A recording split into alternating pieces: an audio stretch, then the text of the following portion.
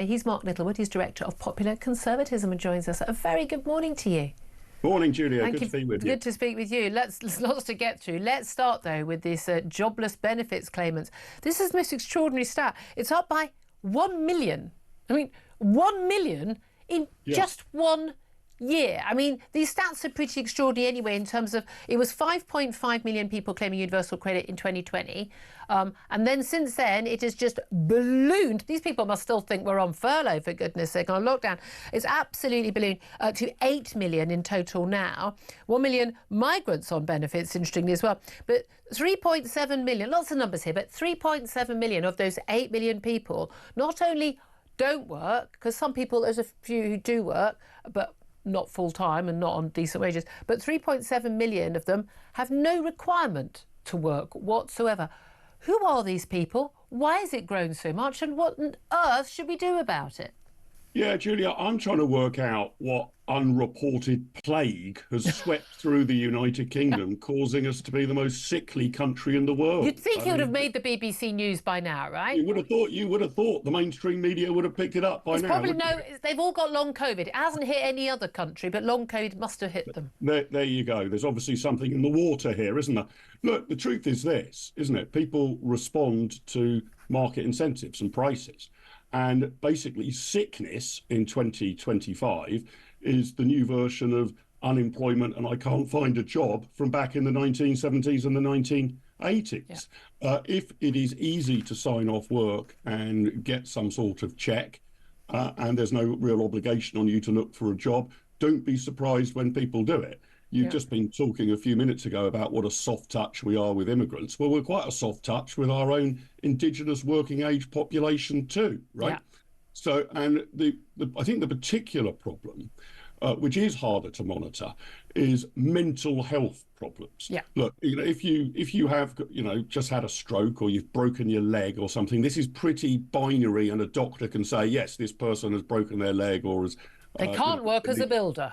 Yeah, exactly. But if you say I am depressed or feeling anxious or stressed, damn difficult to monitor, quite easy for a doctor just to say, I believe you, here's your note, you've got... Well, you can believe that someone feels that. It doesn't mean they can't work. Yeah, and usually the best solution to those problems is to get a job and go to work, right? So usually that's the medicine that should typically be prescribed, not sit at home and watch television. So it is a disaster. I mean, in effect, these people should be counted as unemployed rather than sick.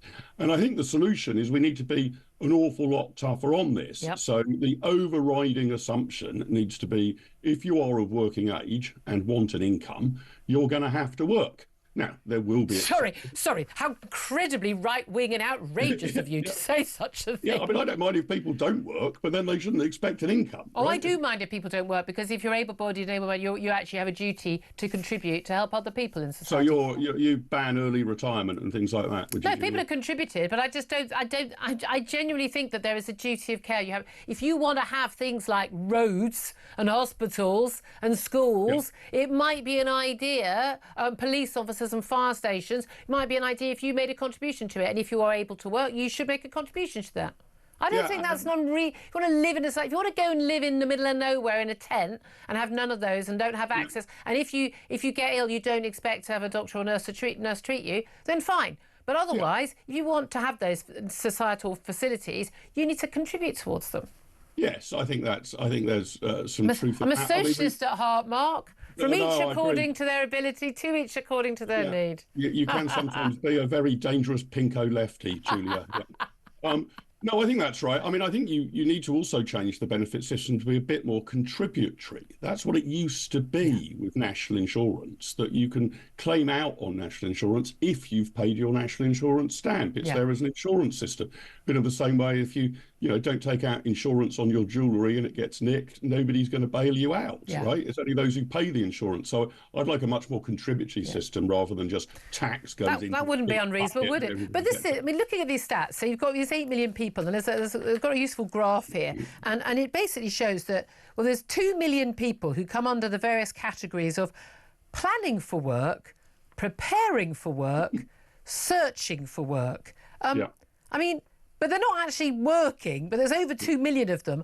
I don't know what's planning for work and preparing for work. I don't know what that is. Say preparing for work's getting out of bed on time, putting some clothes on and going to an office. That's the preparation. I mean, it seemed to me that would be, I mean, again, but 3.7 million with no work requirements. And again, we all know that a lot of those be people written off on the sickness benefits. We've seen a lot of that, lots of documentaries of that, a lot of that being exposed. It'll happen under the Tory government. I mean, it's massively gone off the scale since we've seen, I mean, really has shot up since Labour have come into power. But what happened in the last year for that to go up so much? Well, I think more and more people have clocked on to the fact, and these facts are changing in real time. So we publicised it and said how awful it was, and they went, brilliant, I'll have a bit of that. Quite. It's very easy to get. People are becoming more and more aware of how easy it is to get. Yeah. In general terms, it's less and less attractive to work because taxes are going up, especially stealth taxes. So it looks like there's no chance that the income tax thresholds will be increased. Yeah. Having to leave the house, get up in the morning. Yeah, but I'm afraid, if you incentivise sitting at home and watching television and disincentivise getting off your backside and going to a place of work, guess what people will do? I know. But this is the thing. People sitting on their sofa and less people in. A lot of people who make policy, they talk about work being enriching. They tend to do A, well-paid jobs. B, they get a lot of sort of social status from their job. They get a lot of pleasure from their job because they do interesting work. I've done a lot of the rubbish. I've got some great jobs in my time. I've got a fantastic job now. I'm very, very lucky. But there are a lot of jobs that I've done and which a lot of people do for their whole lives, which aren't very rewarding. They're not very well paid. And no, you're never going to get off the minimum wage or close to it. And it's kind of drudgery and it's really boring and it's repetitive and you might have a rotten boss. And so the people who make these policies who think, but of course no one would choose to be unemployed. They've never done those jobs. They don't understand why it would be a completely rational decision if it were available to not do those jobs if you can be on something close to the same income. No, that's exactly right. They ignore the kind of leisure gap, or they assume, as you say, that those in good and exciting jobs like yours, Julia, are doing it as much for the love of the work as for the salary. But if your basic salary is going to be around, I don't know, let's say £15,000 to £20,000 a year, that sort of range, it probably isn't worth you working unless you really like sweeping the streets or cleaning graffiti off walls. Which, by the way, is a more useful job than I do. Well, a very useful job. So here's a thought, right? A couple of decades ago, Wisconsin in America tackled this by bringing in a workfare plan. Loving workfare. Their basic idea was, if you are able-bodied, I mean, I'm simplifying a bit, but you've got to turn up at the park gates at 8 o'clock on Monday to Friday, and we will give you some tasks, collecting litter, removing graffiti from walls, whatever, But you will turn up. And you will turn up. And if you don't turn up, you will not get your benefits. And they sort of assumed, I understand it, that this would mean that we would suddenly have loads of people doing, almost community service and the parks would be cleaner and the rest of it. What actually happened within a mere number of weeks is, miracle of miracles, these people then suddenly found a job in the private sector. Yeah, funnily that. Also, I imagine there'll be a large number of people who actually were already working in the private sector. They were just doing it off the books. Therefore couldn't turn up. So I think that would be an interesting way of approaching it. There is some sort of administrative overhead, but basically if you're able-bodied and you want to claim your welfare benefits, we expect to see you at the park gates or at the station entrance. I would it might be, love that. Every morning. I'd love all you. Come on, people get in touch. Would you be in favour of that? 0344 499 1000. Do get in touch. Let's also talk about the migrant issue because again, it's a huge cost, a huge drain to society. We've got fewer and fewer people working, taxes going up on the few people who are working, an ageing population. But yeah, let's just import a load of people, both legally and illegally. 50,000 is the official tally as of yesterday. It's already gone up since of Channel migrants arriving. And ministers try to say, well, this is the fault of the Tories. They allowed this to grow, even though of course they've arrested fewer people smugglers since they've been in office than the Tories did in the last year of them being in office. What do you make of that? Well, look, I'm going to try and be as fair-minded as I can. I think when a new government comes into office, it inherits whatever the previous government, gave it. But we're now more than a year in. And my worry about this government is as if they've turned up and found their houses on fire and are just pointing at it saying, look, the Tories put the house on fire. They're not calling the fire brigade. They're not dousing the flames. In fact, they're pouring petrol onto the flames and continuing to point at it and saying, look what the Tories did a year ago. So there's no discernible plan here. if they'd come in on day one and had a plan, you would grant them a bit of time to allow the plan to bed in, right? You don't expect miracle results on day one, but I can't discern what the plan is.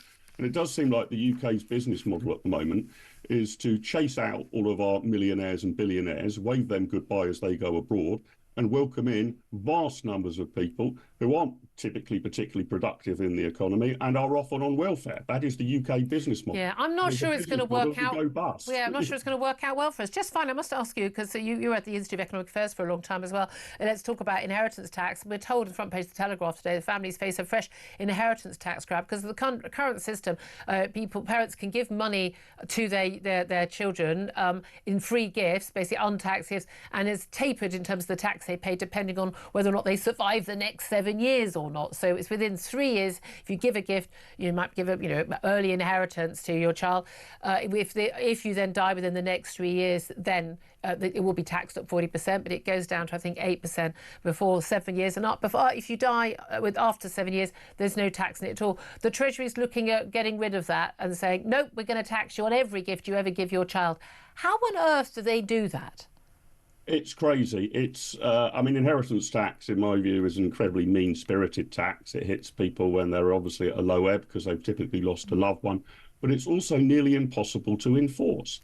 I mean, imagine that you buy an expensive piece of jewellery and you claim to give it to your spouse, in which case there wouldn't be any inheritance tax on it, but you actually give it to your daughter. Yeah. Well, how is the tax man actually going to police that? How many times, might the richer, more senior member of the family pay for a restaurant meal out, 10 times a year? Is this all going to be logged? It is ludicrous. I mean, my preference would be to abolish inheritance tax. It is only about 1% of all tax receipts. Yeah. And the very rich don't pay it.